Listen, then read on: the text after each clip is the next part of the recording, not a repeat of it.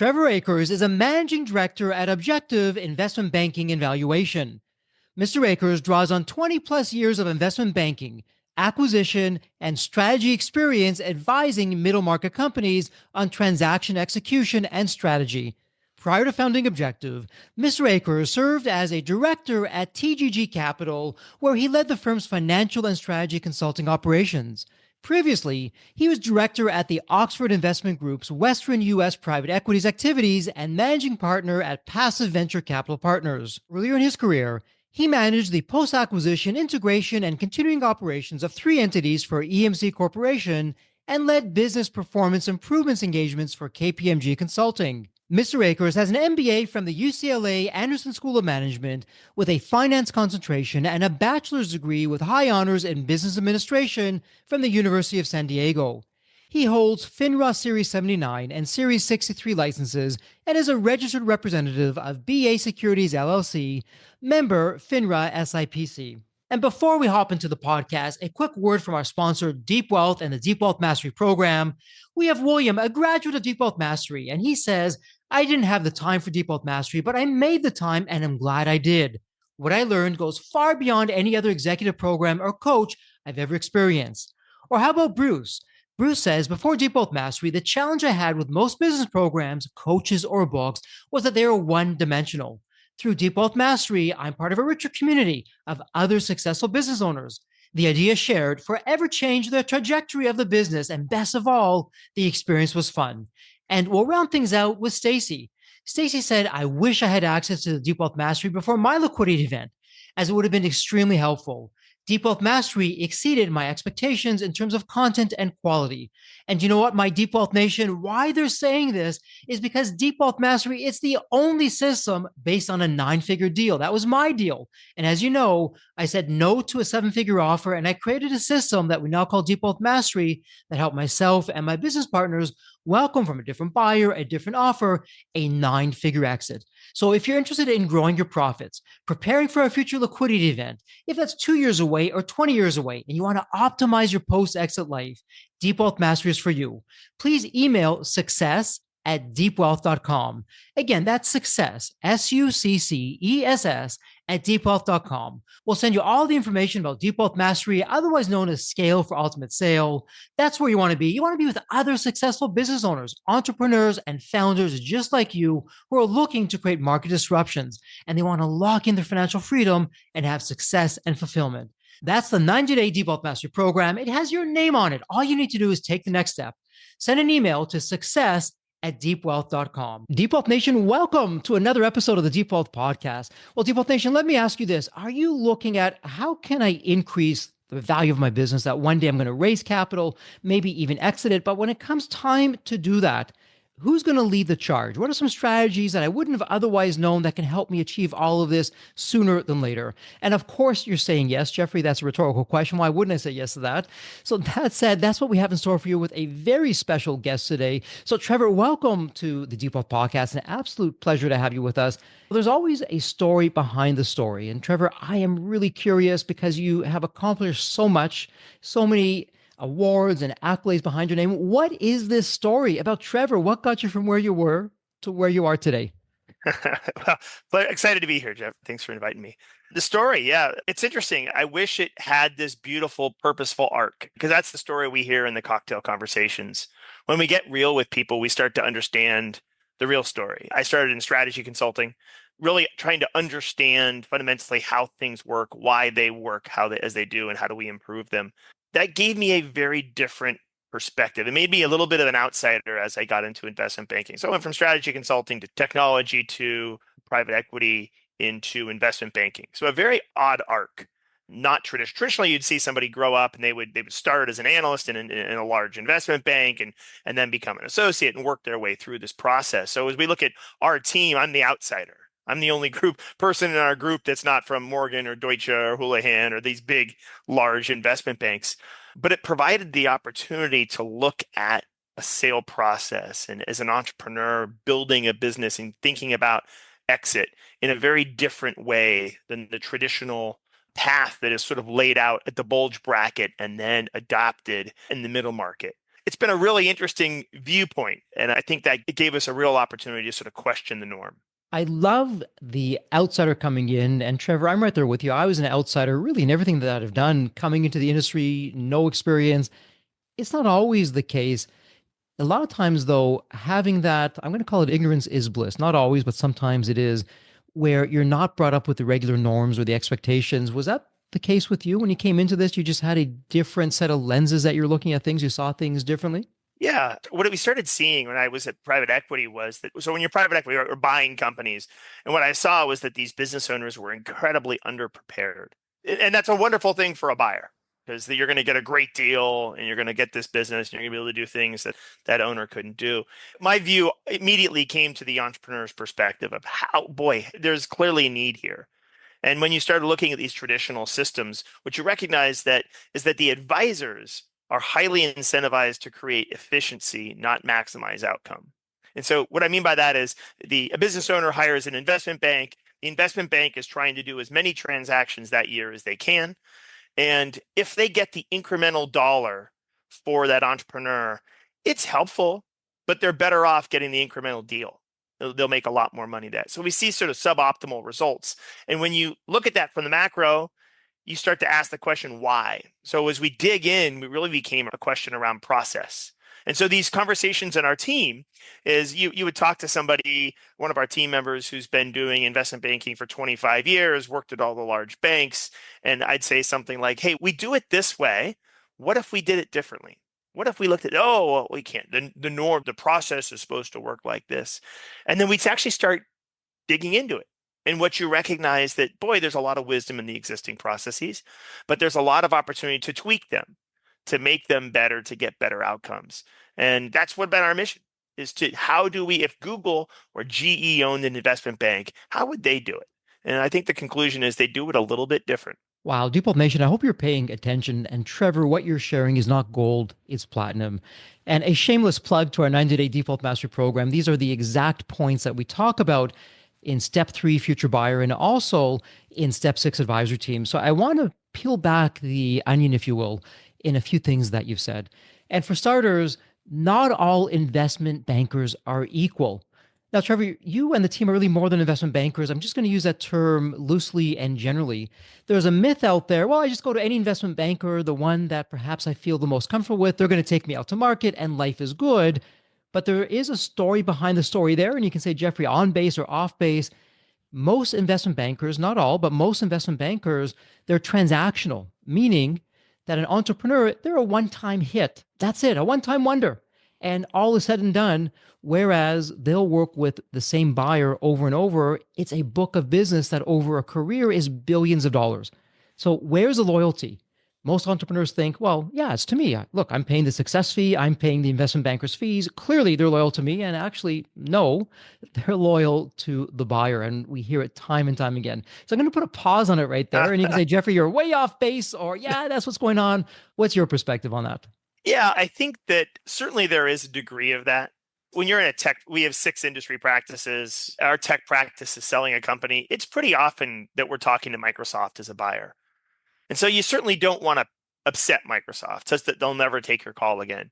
That being said, I think that most investment banks tend to be more loyal to themselves than anyone else. They're trying to figure out, boy, do I want to get a deal done or maximize this outcome for the client? And that's where you start to see sort of this, what I refer to as sort of the efficiency. They knowing that they could do certain things to help their client, but recognizing that it takes more time. And investment banking is about return on labor dollar.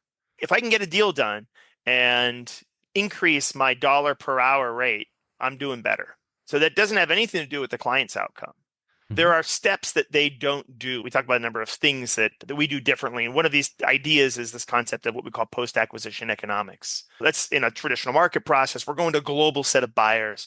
We then take them and aggressively disqualify them to a small group. Sort of counterintuitive to what you'd think, but that's the right thing to do is figure out who's really interested very quickly. What that allows you to do, then you get these initial offers, and instead of immediately going and negotiating those offers, that's the traditional path. It's called a 2-step auction process. And almost every middle market investment bank will run that process. So instead of immediately going and negotiating that, what we do is we figure out who's who are the highest fit buyers, and we lean Mhm. in. So instead of efficiently trying to, how do we get this signed? I use bone on bone negotiation. I get you to sign it and we move on. Instead, what I'm trying to do is reframe the value. So the Mhm. buyer looks at it, they come from it from the perspective of, I'm going to look and analyze your historical financials and critique everything about that. And Mhm. then I'm going to create an estimate of value, essentially my offer, Mhm. based on a multiple of your historical earnings. And so when you come in and you offer me 7 times for a company and I want to push and I say, Mhm. hey, we want 9 or something, or you have to improve your offer. What I'm doing is at that point in time is just bone on bone negotiation. You said 3, I said 4, we're pushing. There's very limited progress in that. What you can do instead is take a little bit of more time and start to talk with the highest bit buyers about their synergies. Okay, if you're going to buy my company, let's talk about what Monday morning looks like. You're going to buy my company. You're going to sell your products to my clients. I'm going to sell my products to your clients. So maybe you're not getting my $10 million of EBITDA. What you're Okay. actually getting within 18 to 24 months is something like $20 million of EBITDA if you take in consideration those synergies. And so the Mhm. first thing we do is we call it characterize, quantify, and validate. So the first thing we're going to do is characterize those synergies. And when you ask the buyer, do you know why you're buying this? They always say, oh, yeah, Trevor, we know exactly why we're buying the company. We're going to get this synergy. And they do. They understand the synergies at a PowerPoint level. What Mhm. they don't understand is the next level because usually the buyer hasn't given them the insights. Sorry, the seller hasn't given them the insights to understand, are those synergies real? And so Mhm. that what we want to do is we want to look at it from that buyer's perspective of, boy, if I had a better level of confidence and a real good quantitative understanding of what those synergies were, and I validated that I could achieve them, I'm probably willing to pay more versus what traditionally happens is this guessing game where, I don't know if I'm going to get these synergies or not. So I'm probably going to hedge my bet a little bit. So Mhm. by taking this extra time, we're increasing their understanding of the synergies they're going to get. Mhm. And then we are increasing their confidence, effectively reframing the negotiation conversation away from it is a function of my historical financials Mhm. to on a hot day, how much are you willing to pay for a glass of water? Okay, so really, you're doing what we talk a lot about as entrepreneurs that we need to do. We always need to tune into the world's favorite radio station, WII.FM, the what's in it for me, but not as us, as the stakeholder that we're speaking with. So when you're working with prospective investors or buyers, you're doing a very deep dive on information that they probably don't know from the seller. You're learning about them, of what their motivations are, and then you're extrapolating of, hey, I know your projections are showing this, but did you think about this and that? That goes from 1x to maybe 2x, 5x, whatever the case is going to be. How am I doing so far? On base, off Yeah, base? that's exactly right. So think about it this way: of you say, "I'm going to, Trevor, you're going to buy I'm going to buy your company," and I say, "Great," and you figure, "Well, I know that I'm going to sell some of your products to my clients." What I want to get in there is, okay, let's talk about product by product, exactly what you think the attach rate's going to be in the first 12 months to 18, 24, 36, what that price point's going to be, what that gross profit, the incremental profit contribution is going to be, such that, Jeffrey, when you look at my buying my business, you now have a really strong degree of confidence that I'm not only getting that 10 million of your organic earnings, but I'm going to be at 20 million within 24 months as long as I execute on these synergies. And then you're going to go back to your management team and say, hey, what other questions do you have that would help us validate that we can do that?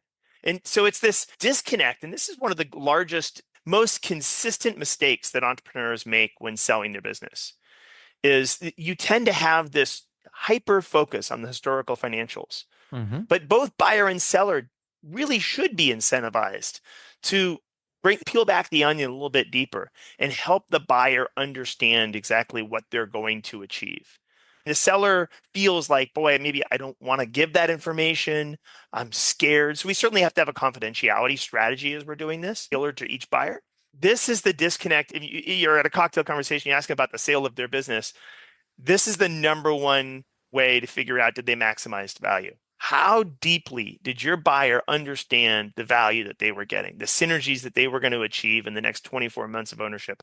The deeper that understanding, the more likely that person maximized the value in the sale of their business. Interesting. And before I go into that point, I also want to circle back to something interesting that you said. And again, it's a big myth most entrepreneurs don't understand or never even crosses their mind. Because again, and you're going to say, Jeffrey, you're on base or off base. Not all investment bankers, but most investment bankers It's all about the deal turn. And what I mean by that is, hey, I only have so many hours in a day.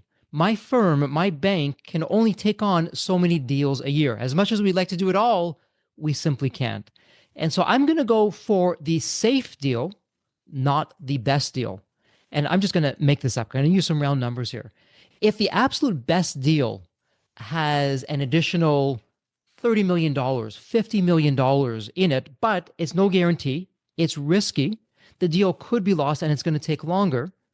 Most investment bankers, again, not all, but most are going to take what's on the table, the safe deal, even though they're foregoing a larger success fee. And I know entrepreneurs are thinking, well, wait a minute. Of course, they're going to take the larger success fee. That's what I would do. Why wouldn't they do that? But they don't get that. Can you give us some insight, some commentary on that? Yeah, that's interesting. It's kind of at the heart of our business. So we named the company Objective because our belief is that, having worked in the last 25 years with entrepreneurs, the whole definition of success is really a function of the entrepreneurs, the owners' objectives. Those are different every single time. So the transactional investment banker is that prototype, right? That's most investment bankers. Hey, what's your EBITDA? Let's talk about sale. Here's the sale process. Let's go. The real questions that we then have to ask is, okay, why do we have this massive self-reported failure rate, right? Entrepreneurs are basically saying that sell their business surveyed 2 years later. There's a bunch of surveys out there, but the net of it is that greater than 80% of them say they felt like they failed in their transaction in at least one material way. And if you look back at the data, it's all over the board. The root cause of it is they did not know what they wanted when they went into it. So if our client, we have one right now, we're running a very large transaction, and we're going to end up selecting a buyer that is more risky in their offer than some of the other buyers. It was very weird when we did an interview with our client and really got to understand, what are we solving for? What does success look like? The actual easier way to figure that out is, what does failure look like? Really effective tool. They have a vision and they realize that this partner is going to be more effective at achieving that vision than the others. And so the investment banker says, well, man, let's just take the money. Let's take the sure bet. That's what the transactional investment banker, a good advisor, someone who's in the business of helping entrepreneurs make really good decisions. That's what sort of our commitment is. When you're in that business, you listen a lot. What does that feel like? What is that going to be like if you're choosing this role? And then you support your entrepreneur and being thoughtful about it, making sure they understand the facts, but really being committed to that set of objectives. And that's one of the things when we talk about how to pick an advisor. I want somebody who understands my situation, who goes beyond just the financials and asks me things like, what are we talking about in terms of legacy? What I mean by that is, hey, how does it feel if they buy you and kill your company tomorrow, right? Do you care about your employees? I've never had anybody say they didn't care about their employees. But boy, if your employees all got terminated within the next year, how does that feel? There's no right or wrong answer about that. But these are what happens if your company is moved to a different country? What happens if your clients come back to you 5 years later and say they weren't served as well as they were when you owned it? All these questions, these are the things that really impact people. We know a ton of entrepreneurs who we didn't work with who have these stories, and it comes back. Boy, yeah, I got a lot of money, but people in the industry keep telling me how bad my company is now, and it really destroys me. Right? We're solving for fulfillment at a lot of levels. So that basis of objectives to us is critical. Our key metric is, how do you feel at 2 a.m., 2 years after the deal? You get up to go to the bathroom, you look yourself in the mirror. It's the most honest time we have with ourselves. And all I want to hear our entrepreneurs say is, that was a good decision. Yeah, my goodness, there's so much out there. And Deep Wealth Nation, you've heard me say it before, it's worth mentioning again. Here at Deep Wealth, the vernacular, Trevor, that we're using for investment bankers, your transactional investment banker, this is your typical investment banker. And they sound great at the surface. Jeffrey, I really know your industry. In fact, I know most of the buyers. I have them on speed dial. I can get you in market, out of market very quickly. And by the way, I really know your business as well, because this is all I do. This is my specialty. And from the surface, it looks great. And they're not lying. They're telling the truth. But what they're conveniently leaving out, I'm not going to get you the best deal.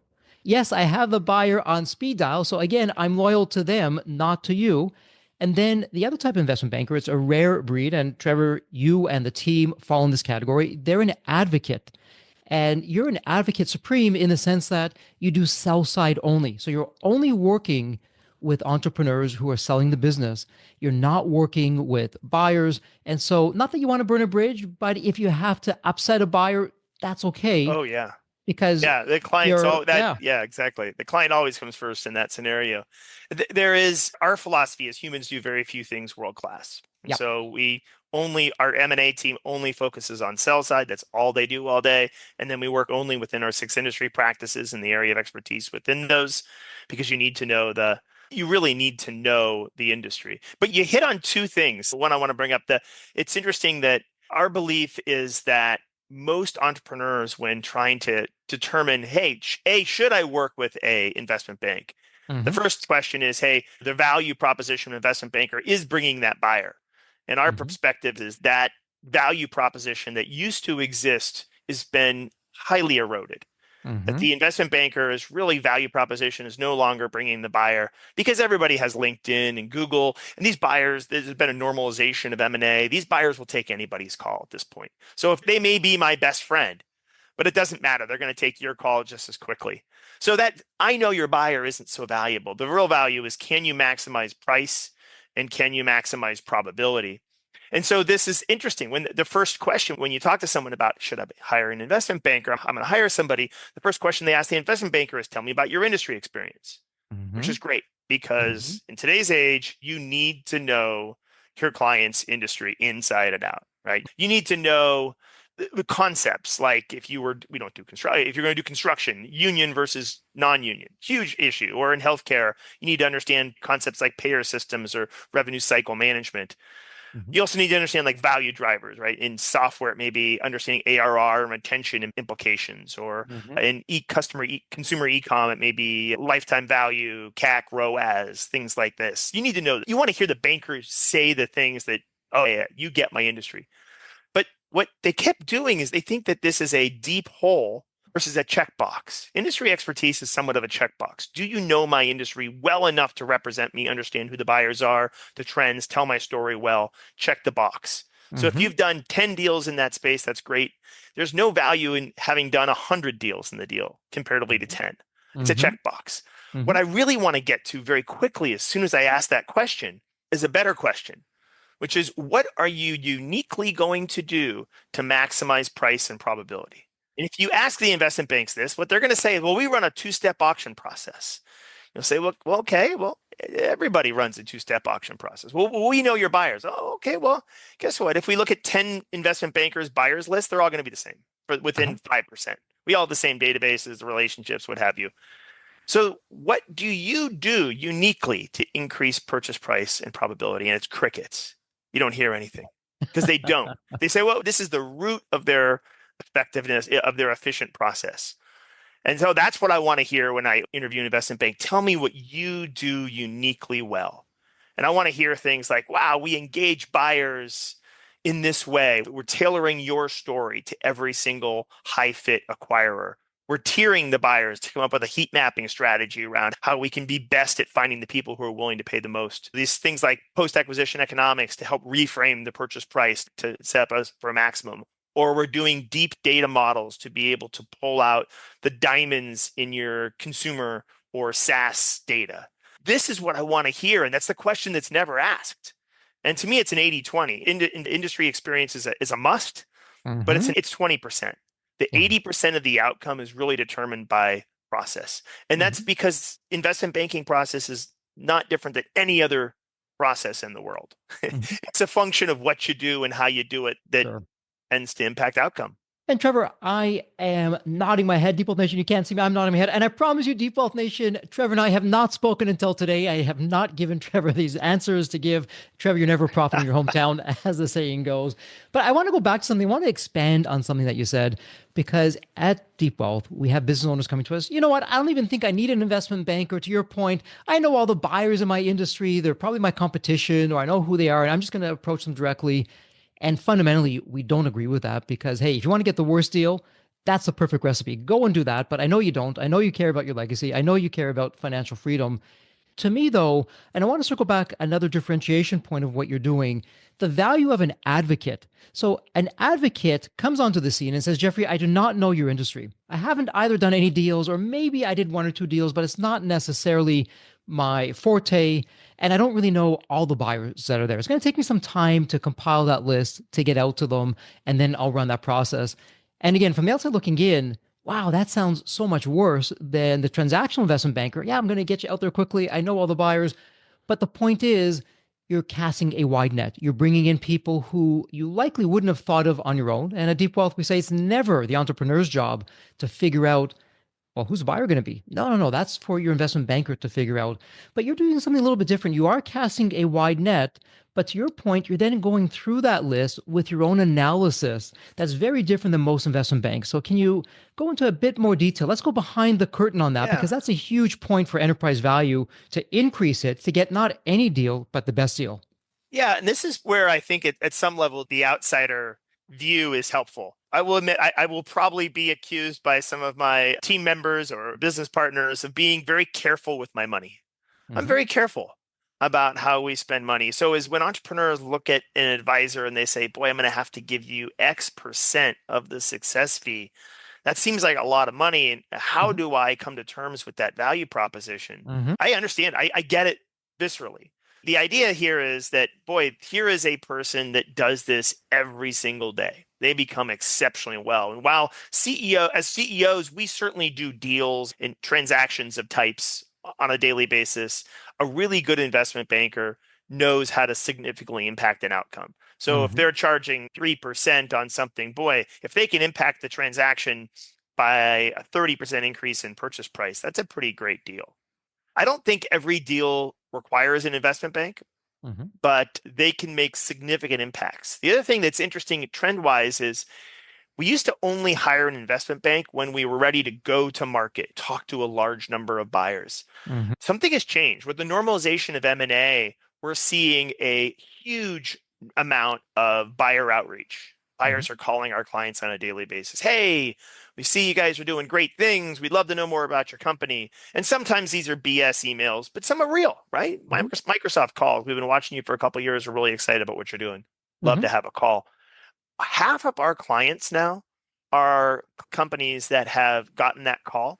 We may or may not run a market process. Mm-hmm. We're looking at they get a call from Microsoft or the strategic in their space or a private equity firm that they're excited about. And it's, hey, I already got an LOI. They already gave me a verbal offer. Great. Mm-hmm. Let's get in there and figure out how we maximize value. Do we just talk to them? Do we talk to a few? Do we talk to the world? But again, about half the time we're just talking to that one buyer. And so that the now that really focuses on, can you max price? Can Mm-hmm. you max probability? As opposed to the only hiring an investment banker when you want to do that full market process. And I think that's a real change that's occurred. And it's a shame when you hear somebody who gets a deal and says, well, I don't want to talk to an investment banker yet because I'm just going to see if I can get it done with this buyer. And you go, oh, so you want to see if you can get the first buyer that shows up, see if you can get a moderately okay price with them, as opposed to trying to see if they'll pay a market premium. It's a really common mistake now. I see attorneys who don't not aware of this still making that mistake as well of not advising them to get professional support at maximizing price. And by the way, Default Nation, what Trevor's saying is spot on. As talented as your attorney or lawyer may be, even if it's an M&A lawyer, and there's a difference between a business lawyer and an M&A lawyer. If the lawyer is saying, hey, I'm going to quarterback your exit, your capital raise, your liquidity event, who needs an investment banker? I want you to run, Default Nation. Run as fast as you can in the opposite direction. It doesn't work like that. The good M&A lawyer, the great M&A lawyer, that's all that they do, and that's all that an investment banker does. So, Trevor, let's dive into something here because not always, but typically we say here at Deep Wealth that the unsolicited offer is the best offer for the buyer. Some of the points you already mentioned. There's no other buyers on the scene. They know that they're going to have their way with the seller. They're going to probably have terms that are there. And I use the example of I'm buying a home. If I'm not the only buyer on the scene, if I'm doing a walkthrough of the home and I know there's 10 other bids that are coming in tonight, well, you better believe my bid is going to be competitive. Maybe I'm even going over the asking price and I'm going to have a quick close, no conditions. Versus I'm the only buyer for that home. The home's been on the market for a little while. I'm not giving the same offer. I'm going to have a lower price in terms of what I'm prepared to buy. I'm going to probably have some conditions, a longer closing. So you're saying, well, not necessarily. If I'm getting an outreach from, you mentioned Microsoft. So Microsoft has reached out. They've given us a letter of intent, an LOI. Maybe we don't go to market. So what's going on with that? That tends to buck the trend of unsolicited offers. Yeah, no, I think your first assessment is 100% right. So I'll give you an example. 2 nights ago, I was with a private equity firm, and they were talking about how the good they've done. And one of the things they said is, boy, we've done really well in the last couple of years, Trevor. You know how we don't like to pay full price when buying things. I sat there and I thought to myself, and that's why we don't show you very many things anymore, because you always come in with this low price. And what Right. they're telling me is, they also told me is, boy, most of the deals we've done were unadvised. There was no investment banker involved. And so what Mm-hmm. they're saying is, hey, as a buyer, we got really good deals by going to people who didn't have any professional advice. Mm-hmm. Of course. Mm-hmm. Of course, that makes a ton of sense. Why would they not? So these buyers that come to you when it's Microsoft or somebody else, Mm-hmm. yeah, especially private equity firms, if they don't have to pay a maximum price, they won't. So you have to create a dynamic and buck the default, get out of the gravity of that default and start to figure out how do we create a dynamic that encourages them to pay max price. And Mm-hmm. so when we're talking to one buyer, you have to set this up, right? And that what the buyer needs to feel are two things. One is a fear of, hey, unless you pay a premium price, we're either going to go to market Mm-hmm. or we're going to just keep operating. Net, net, you're not getting this company unless you pay us a premium price. And so that's where that investment banker can create that competitive threat. And it's very common. You're not being a bully or anything to that. It's very honest. Hey, we're here to advise our client. Unless you pay us a premium for the deal, we're gonna take it out to market or just keep operating. The second factor is the post acquisition economics of while you're doing that, Mm-hmm. you also need to give them really good logical rationale for why they need to increase their purchase price. Mm-hmm. Boy, we've looked at this. You guys are going to make X hundreds of millions of dollars by buying us. So why are we still talking about this number? What I'm telling you is, unless you pay a significantly better number, we're just going to go out to market or we're just Mm-hmm. going to keep operating. And so you have to create that dynamic.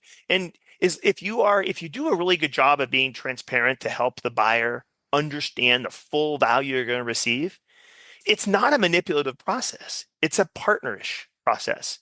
When Mm-hmm. Microsoft realizes and feels very confident they're going to make hundreds of millions of dollars by buying your company, they're actually okay with paying a little bit more. They can go back to their board and say, you know what? I know this seems like a really high multiple. We just paid 17 times ARR, but look why it makes so much sense.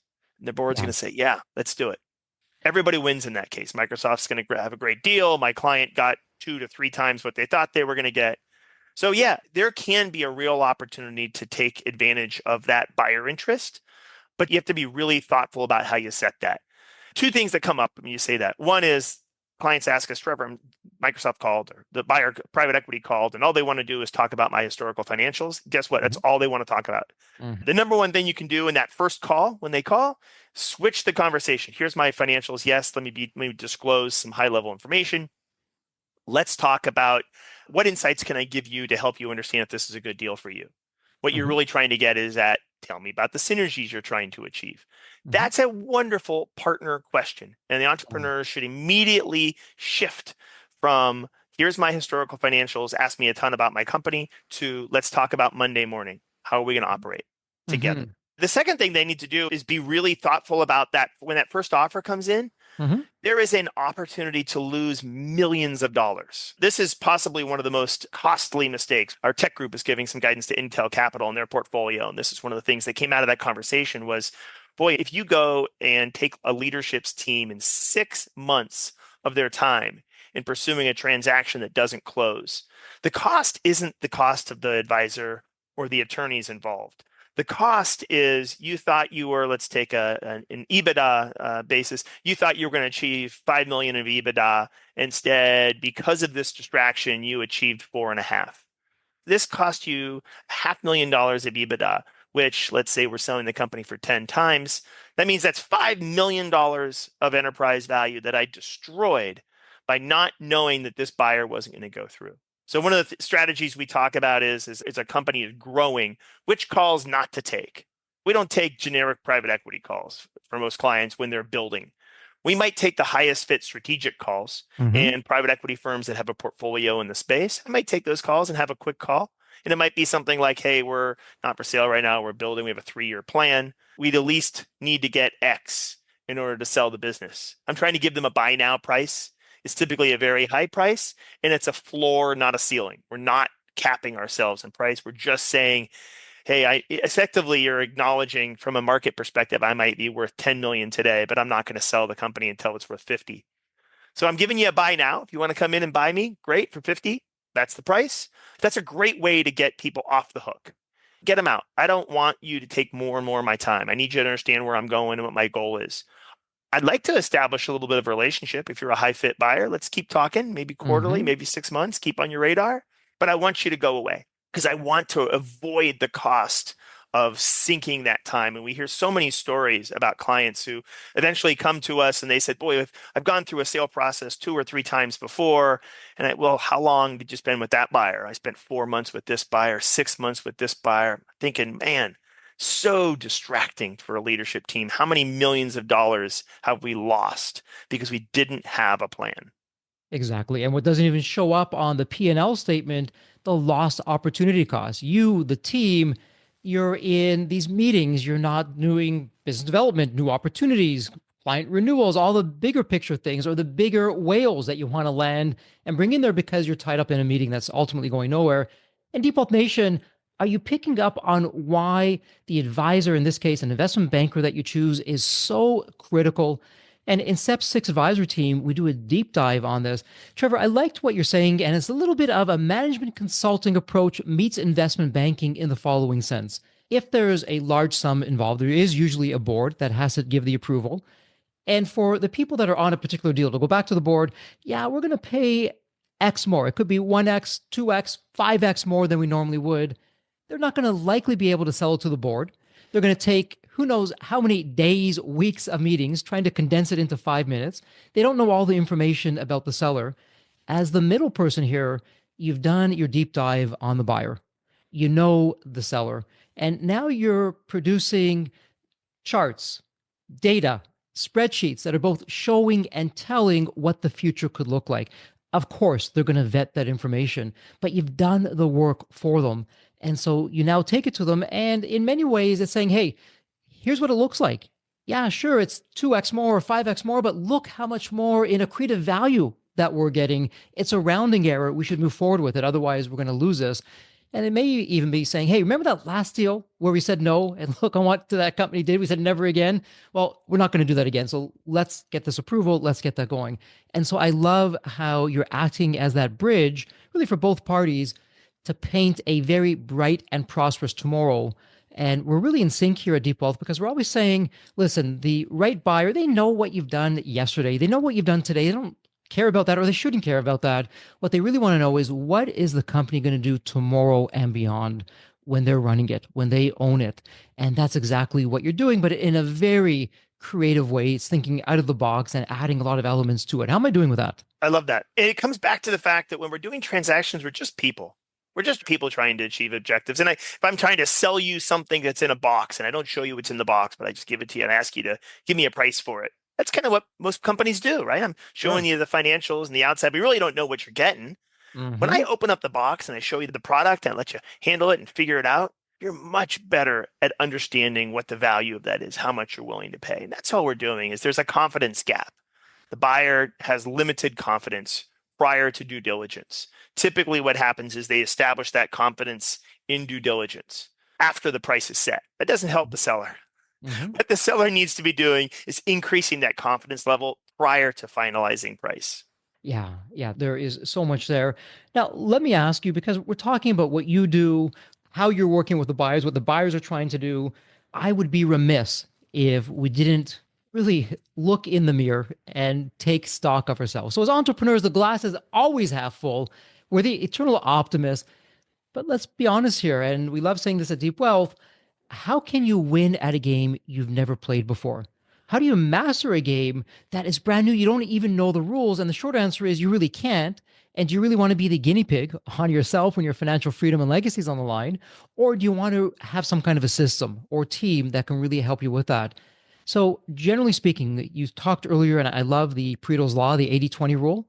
Do you see the same 20, I'll call them mistakes or mishaps that entrepreneurs are making that are creating 80% of the issues? Are there some patterns or trends that you're typically seeing out there that as entrepreneurs, we are just not prepared? Absolutely. No, you see a lot of the same. If you look at success stories, and Hmm. it's hard, the challenge from the success stories, you can't tell from the outside if a transaction was a success. You really need to dive in. And when you're at the cocktail party and someone says, this was a tremendous success, half those people aren't right. Their transaction probably didn't go that well. The traits that you see that people are consistently actually successful, Hmm. they usually have really good advisors around them. And the reason Hmm. is it's very simple, right? If I were going to go sell my house tomorrow or do anything I've never done very many times, I'm a smart person. I know a lot about this. But having people that do something on a daily basis, it is a very different situation. So when you watch an entrepreneur who is a really good M&A attorney, not someone who's done 10 M&A transactions in their life, you see this very often. And they're like, wow, they're half the cost of this other M&A attorney. Maybe I should hire them. No, no, what I need is somebody who does these transactions regularly. So when an issue comes up, they already know the 10 ways to bridge that gap. They know how to address this issue. They know how to, from a legal perspective, mitigate different liabilities or tax optimize. I don't want to be in a situation where I'm saving a little bit of money, but I'm hiring someone who doesn't know what the hell they're doing. The other thing they Hmm. say is they tend to have a really good investment banker. And that investment banking relationship is collaborative. The investment banker doesn't have all the answer. The business owner doesn't have the answer. The attorney doesn't have the answer. It's a collaborative situation where, okay, now I'm sitting in the captain's seat and I have other people giving me some guidance. Hey, maybe we should think about this aspect. Here's how to think about this term. And now together as a team, we can make much better choices. When you tend to see one person step up and say, I have all the answers, it's a real recipe for disaster, be it the attorney, the advisor, or the business owner. When one person's leading and and they're not listening to anybody else, that tends to be a disaster. We love to see a very educated, very collaborative relationship between those Absolutely. advisors. Absolutely. And the key that you also said, the Dupont Nation, again, I really hope you're paying attention to this. You can be speaking, saying, oh, yeah, Jeffrey, I've done deals after deals. I'm an investment banker. What they're not telling you is, yeah, my last deal was 1986. Well, the world has changed. So it's not just how many deals you've done, how frequent are the deals? When's the last deal that you did? Is it within this calendar year? How many deals this calendar year have you done? And then all the other points, Trevor, that you're saying, it is so spot on. The best way to ask them that is the process. Just dive into process because they'll tell you all the deals that their team did or their company did, or walk me through your process. And Mhm. if you ask 3 or 4 investment bankers that question, you'll Yep. hear levels of sophistication. Some people will be very thoughtful, other people will brush over it. You're like, well, could you go back there in detail? And you'll watch. Well, we kind of do this and that. Tell me about how does that work? How do you maximize price using that? And that's where you see the breakdown. And it's just as CEOs, we hire people to do different things that we don't know anything about, like marketing or this or that, right? This is the same thing. We're hiring someone. How do we figure out if they're smart and thoughtful? We ask them to get deep into the next level of the thing they do and explain it to us. So terrific with that. Let me ask you this, Trevor. I'm going to put you on the spot, and some of your colleagues may want to maybe look at you the other way or throw some eggs and tomatoes at you, but I'm going to throw that out there anyways. Are there telltale signs when we're speaking to an investment banker that they are red flags? Maybe very subtle, but red flags nonetheless, that we should say, thank you, but no thank you. I'm moving on. So I think there's a couple. One is if the investment banker truly knows nothing about the space and they've had at least a moment to know that you were going to have the call, Hmm. that's a problem, right? When you start talking to someone who doesn't know anything about microchips or knows nothing about life sciences, especially in industries that really require, like those two, deep industry insights, that's a Hmm. great red flag. Hey, and what the good advisor should do is say, wow, you've got a great company. I don't think I'm the best advisor for you. Hmm. That's what a really good advisor does when they realize this is a space that they aren't the best for. So that's the first thing we want to see is we want to see that red flag of you don't even know anything about microchips and you didn't take the time to research. You didn't show me that you can get up to speed because I don't need you to be a 40-year expert in microchips. But that's one of the elements of it. The second is not having an answer for how you're going to maximize price when they say, oh, I'm going to basically, you hear them saying things to the effect of, I'm going to take this offer, I'm going to negotiate it. Okay, what does that mean? How do you do that? I'm going to ask them for more money. Okay, there's certainly value in that, but that's a limited amount of value. Bone on bone negotiation only gets so much. I want to hear throughout the process 2 things. What are they going to do? What numbers of different things are they doing to maximize price? And then what are they doing to maximize probability? I want to know that they are thinking about risk mitigation How do I Sure. assess buyers? How do I make sure that I'm not going to wake up 2 years later and feel like, man, I'm one of the 80%? Interesting. And let me ask you this. I'm going to flip it now. So, is there one particular strategy, and maybe there's more, but is there one particular strategy, a low hanging fruit that most entrepreneurs, if they only knew this well before you worked with them, it would make a world of difference in terms of a more saleable company, a higher enterprise value, maybe even helping them create a market disruption? Anything that comes to mind for that? Yeah. So there's, I guess, two things. One is have a plan. And when Hmm. I say a plan, I'm an entrepreneur. I build businesses in addition to being an advisor. And having a plan is hard, right? We're in the middle of trying to grow a business. So to take time and think about where I'm going with it is very challenging. So I don't say that tritely that, hey, everyone should have a plan, but we really should have a purpose. What am I doing this for? Am I doing it because I really love it and I never intend to sell it? If I'm intending to sell it, where am I going with it? What do I need to get to? And that's sort of a after-tax cash number. Hmm. After tax cash, that's what we put in our bank. That's the only number that matters. And then Hmm. we can gross that up to the number. It says something like, boy, you know what? After doing some analysis, spending some time with my financial advisor, maybe Hmm. my spouse, the other people in my life that are important, I realized that what I'd like to achieve is a $50 million sale. And I want to think about that within the terms of what's the cash I'm getting versus stock versus earn out or what have you. But I really want to think about that after tax cash at closing number. That's a great point to have. What else needs to be true in order for it to be successful? By defining these objectives years before we're ready to sell, we can start shaping our business. Boy, I want to do this for the next 10 years. And I realize that if I sell today, the new buyer, I don't know if they're going to employ me. So maybe I'm comfortable continuing to operate and grow because I don't feel the pressure to sell.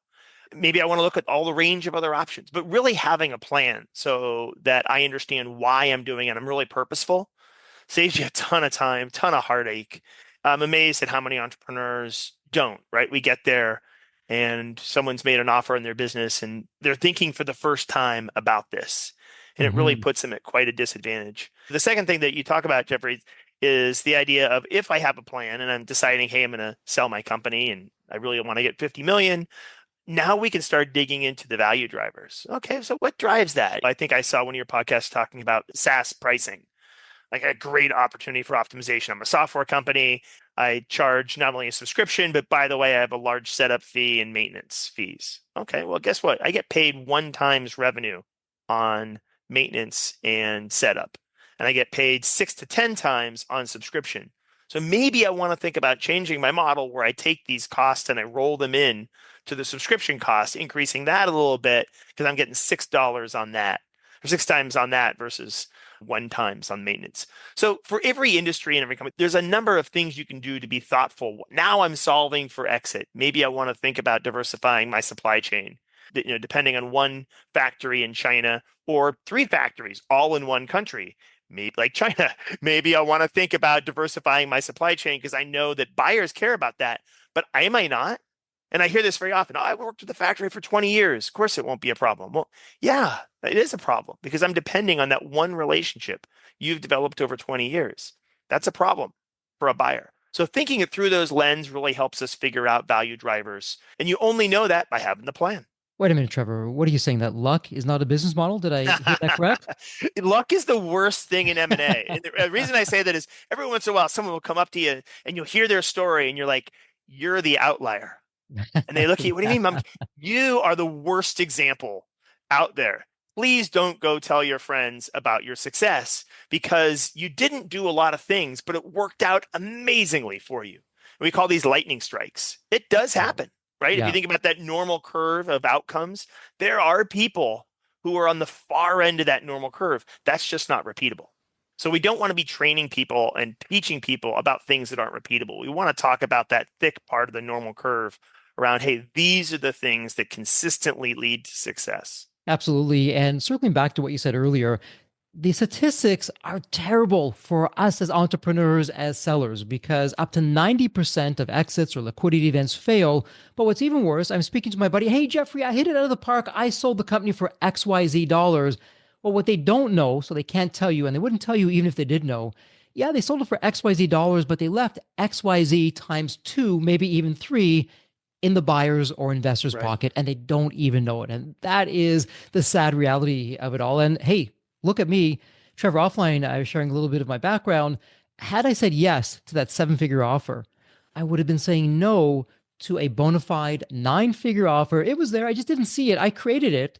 And by the way, it wasn't luck, but it was around the corner, over the bend, over the hill. I just couldn't see it at the time. I just had to figure out how I could really position the company in the right way and what to say, what not to say. And that's where the deep wealth mastery system came from. But we just can't really, it's not that we can't trust what people are saying. We just can't always take it at face value because the person who's saying it doesn't really know themselves. Thoughts about that?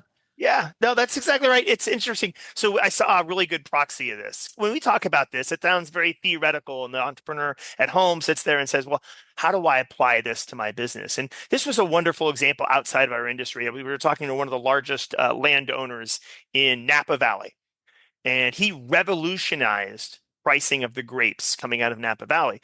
It used to be a commodity approach. And what Mm-hmm. I want to use the proxy here as a commodity approach is the same as somebody looking at your EBITDA or your ARR and saying, well, industry standard says I should pay you X to Y. That's the thing. What Mm-hmm. he did is and said, wait, what I want to look at is how much money you were selling the bottles of wine that you're Mm-hmm. making with my grapes. Mm-hmm. Let's base pricing on that. And that's what he Love did. that. He Mm-hmm. shifted the pricing model. So now when they're selling grapes from these specialty vineyards, they're saying for every ton of grapes, we want 100 times the value you charge for a bottle of wine. Totally changed it. I love that, Trevor, because it goes right to the heart of deep wealth and our system. Because what we work with our clients, where we have them strategically place themselves. Let me just take your example of the different vineyards and the grapes and they're selling. Well, it's so easy to say, well, hey, this vineyard down the road just sold for this, and that's the multiple. So that's what we're going to give you. But with what you're saying here, this example, well, actually, if this vineyard is selling 10x and that vineyard selling 2x, you can't put me into that 2x box. And it's the same thing with a liquidity event. How do you put your company into its own category? We did that with my e-learning company, Embonet. We created our own category of one, and we were able to back that up with the data, the facts, had a very powerful narrative. But that's where the magic happens, as opposed to accepting, well, this is the industry multiple. This is what a similar company did, and that's where your value is. Value, to your point, is really it's in the eye of the beholder. And it's what you share that narrative with the beholder of what that could look like. And before we go into rapid mode, I have two other questions. I've had valuators on this podcast, and they say, Jeffrey, before I look at the financials, I'm looking at the narrative of the company. If it's a really exciting narrative, if it gets me excited, that's 80% of the company value. Yes, of course, they need to have the numbers and the data and all the facts and everything else to check out, but a good narrative, 80% of the value.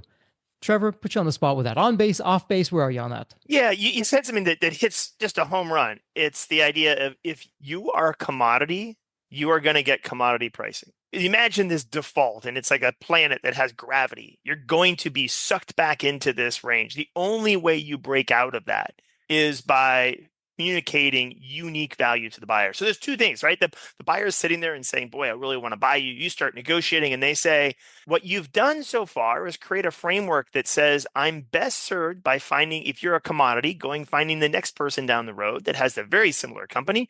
Because if you don't sell it for me for $10, I'll go buy theirs for the same price, for $10. So that's the issue is it is a horrible negotiation position to be perceived as a commodity.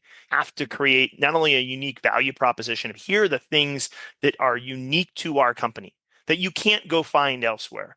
And then the next piece of it is you need to be able to help characterize even further to that buyer how those unique elements specifically impact them quantitatively.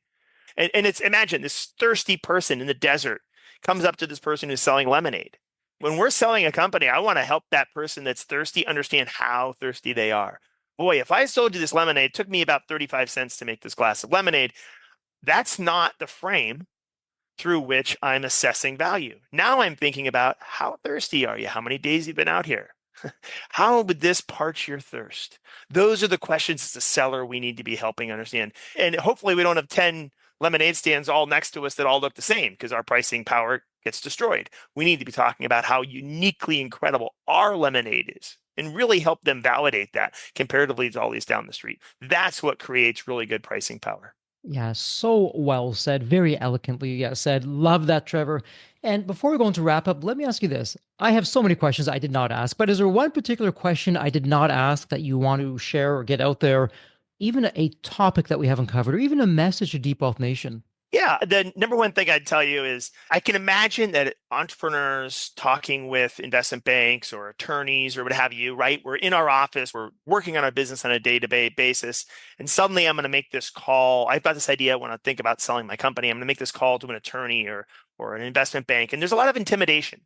Boy, I'm not ready to sell today. I don't know exactly what's going on. I feel like I'm going to be wasting their time. I'm going to feel foolish. I'm going to all these fears. What I want entrepreneurs to hear is there are really good attorneys and investment bankers out there that would love those calls.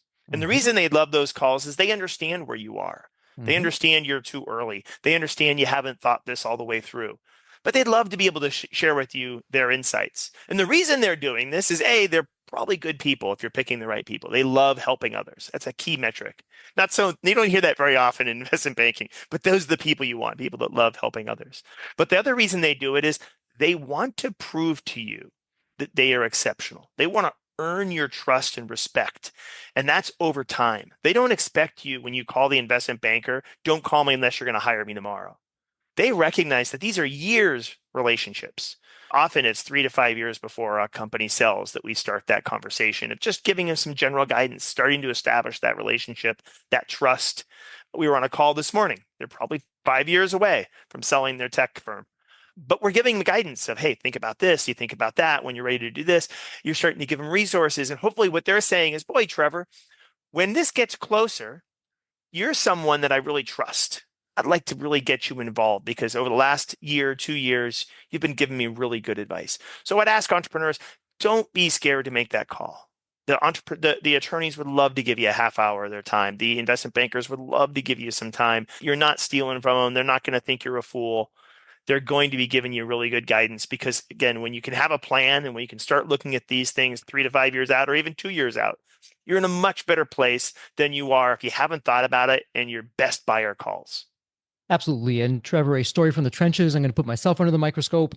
I was penny wise, pound foolish, as the saying goes. I didn't make that call initially for a whole number of reasons, a lot of which you had mentioned. Had I done that, exactly what you're saying in Default Nation, had I reached out to the investment banker as an example that I ended up working with ahead of time, well, number one, they would have gotten to know me over that period of time. I would have gotten to know them. I would have been able to check out, does the chemistry work? What's that? But they probably would have brought me more business because they knew me. That didn't happen, Trevor. So when I began to work with the investment bank, like any good investment bank, they had to make sure that I was the real deal. And they spent a good number of months on their own coin of diligence on my company before they were really on board to take us to market. I could have saved all of that and had the benefit of a bigger book of business from working with them and inside connections in a positive way, above board way, all those good things that go along with that. So some terrific advice.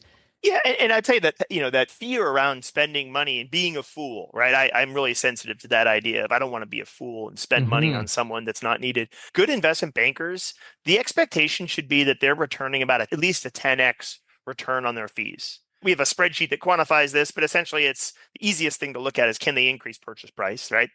But can they increase probability? And there's a number of other areas of networking capital and a bunch of other things they can impact. But purchase price and probability are probably the biggest things. Mm-hmm. 10x return. So if I'm getting a 10x return on my money, it sort of dulls some of those fears that I'm going to be a fool by spending so much money with this advisor. Because I know that for a good advisor, I'm going to get a great return on my investment. Exactly. Well said. And speaking of well said, it is wrap up time. Sadly, I could go on and on with questions. It's a tradition here in the Default podcast, Trevor, where every guest I have the privilege, the honor of asking the same question. And it's a really fun one. So let me set this up for you.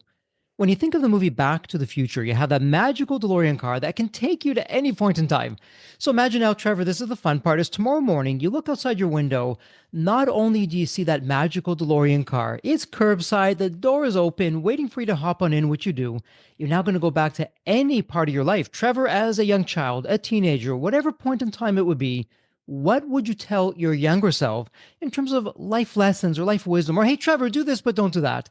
What would it sound like? Yeah, that's interesting. I spent a lot of time with young entrepreneurs, and I tell them a number of things. One, don't worry about profits early in your career. We're solving for big. What we need to be solving for is experience. So we talk a little bit about that. That's one thing I would tell myself is, hey, and I think I did a nice job following this, is experience is the gold that you're going to be leveraging. That's what you need to be focused in. I think the second thing I talk to entrepreneurs about is starting businesses earlier. This is, we don't have to wait. There's a society, and I think this concept is being eroded, but there's this concept that somehow businesses have to be a certain size to get acquired. They have to be very well established. And the reality is we're seeing M&A occur earlier and earlier in the life cycle of companies. So starting a company early and being a little bit more aware of, hey, this is something that I can build and I can go in a lot of different directions, and one of which is sale. But starting earlier, I think that's something that I definitely would tell myself. And I share that early a lot with entrepreneurs. Love that advice. So let me ask you, if you had to put that into one sentence for your younger self, how would you combine the two? Because they're both solid in and of themselves. Yeah, I think it comes down to fear. I think there's a easy perception that we have to be doing everything right.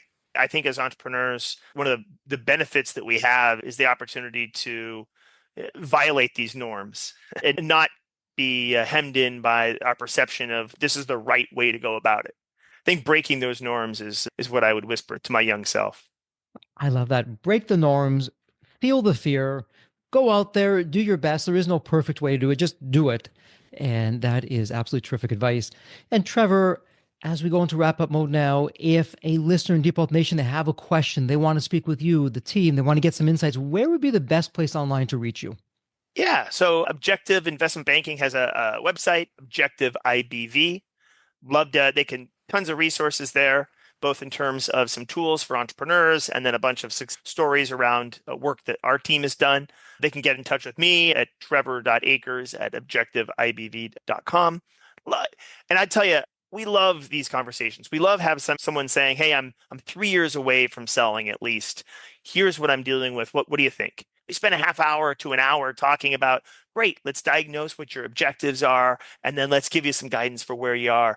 That's a great call, all the way to, hey, I just got an offer from somebody. What do I do? I love those calls too, because now it's immediately actionable. How to create a strategy that achieves your objectives through this process.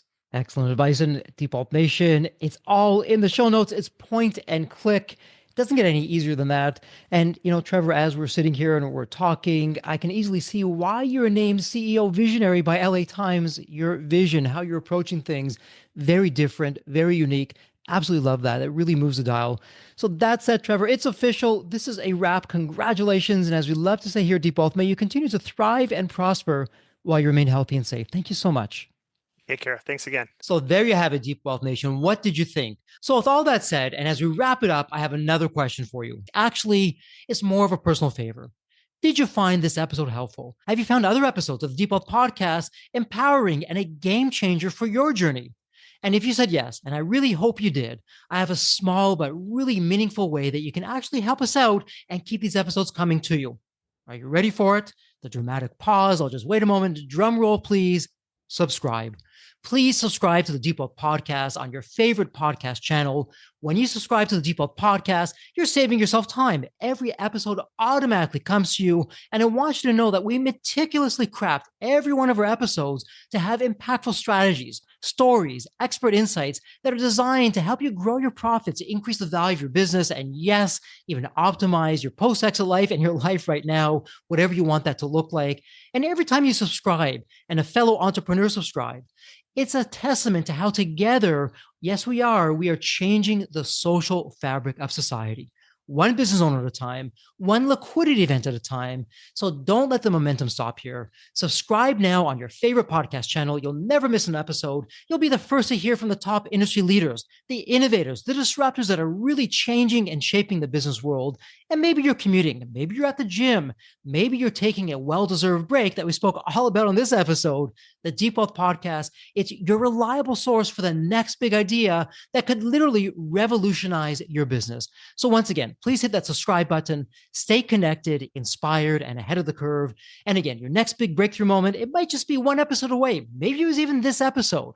So all that said, thank you so much for listening. And remember, your wealth isn't just about the money in the bank. It's about the depth of your journey and the impact that you're creating. So let's continue this journey together. And from the bottom of my heart, thank you so much for listening to this episode. And as we love to say here at Deep Wealth, may you continue to thrive and prosper while you remain healthy and safe. Thank you so much. God bless.